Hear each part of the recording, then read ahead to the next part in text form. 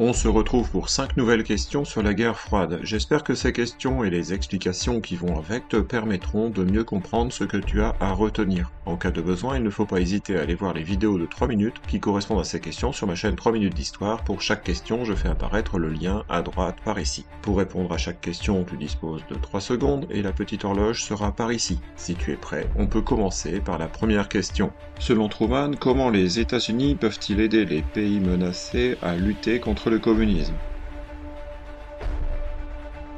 Les États-Unis doivent aider ces pays à se reconstruire et à lutter contre la misère. Que signifie le mot Viet Cong?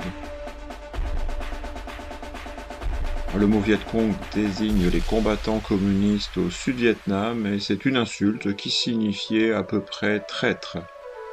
De quoi la chute de Saïgon est-elle symbolique?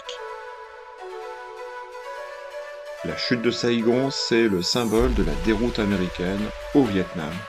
Quand les accords d'Helsinki sont-ils signés?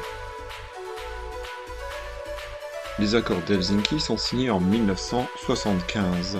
Avant de passer à la cinquième et dernière question, je t'invite à mettre un pouce à cette vidéo, ça se trouve quelque part par ici, et à t'abonner à ma chaîne 3 minutes d'histoire.